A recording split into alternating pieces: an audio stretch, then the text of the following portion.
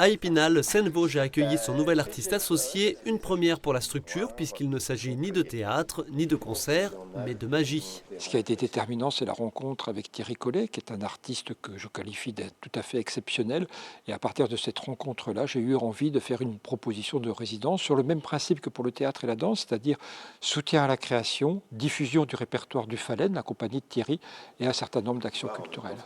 C'est donc Thierry Collet et sa compagnie Le Phalène qui seront à l'honneur jusqu'en juin 2026.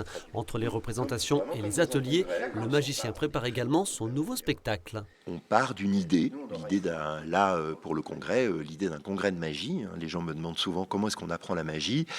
On peut l'apprendre avec des maîtres, on peut l'apprendre aujourd'hui beaucoup par Internet, mais il y a des congrès, des conventions qui ont lieu dans le monde entier tout le temps. Donc dans ce spectacle qu'on prépare pour 2025, il va y avoir plein de micro-spectacles à l'intérieur, puisque le public va se déplacer de la foire au truc, à une conférence, à un spectacle, à un endroit où ils vont apprendre un tour. Le rendez-vous est donc pris pour l'automne 2025 et ce nouveau spectacle en partenariat avec Seine-Vosges.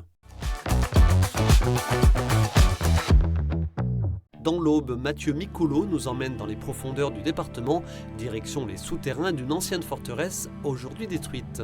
Et donc, ce qui permet de classer ce souterrain dans la catégorie de ce qu'on appelle les souterrains refuges, c'est-à-dire des souterrains destinés à se réfugier en cas d'attaque, en cas de brigandage. Alors celui où on se trouve actuellement, c'est un souterrain qui date vraisemblablement du Moyen-Âge. Il y a des grandes catégories de souterrains.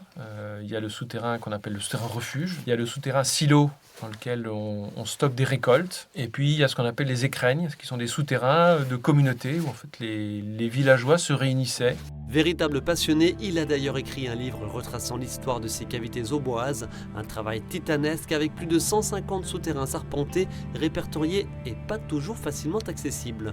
Ça a été l'occasion effectivement de faire un inventaire complet, de révisiter des sites. Là en l'occurrence, ça permet que on puisse connaître le détail de ce qui existe dans le département de l'Aube. Les entrées des souterrains sont très variables. Ça peut être exigu pour y accéder. L'entrée peut être recouverte par une grande pierre, par des murets parfois qu'on a comblés de terre. Et donc ça aussi, c'est le fruit du travail d'arriver à comprendre comment les concepteurs ont imaginé les accès. L'Aube des souterrains, aux éditions La Maison du Boulanger, est à retrouver en librairie.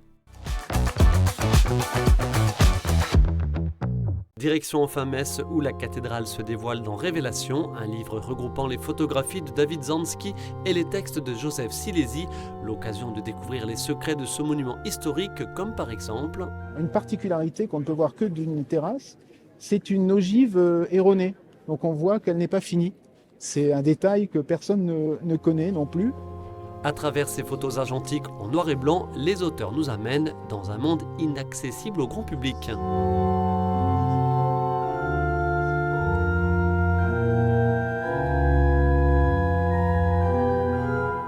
C'est-à-dire qu'il faut monter à l'intérieur de la cathédrale à travers les colimaçons pour rejoindre les plateformes et les hauteurs de la cathédrale.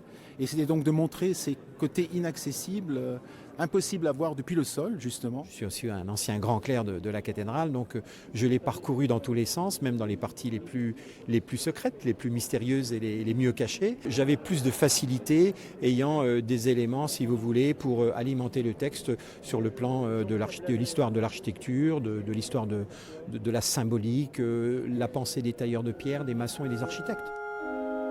Révélation, un ouvrage aux éditions Le Parège de David Zansky et Joseph Silesi.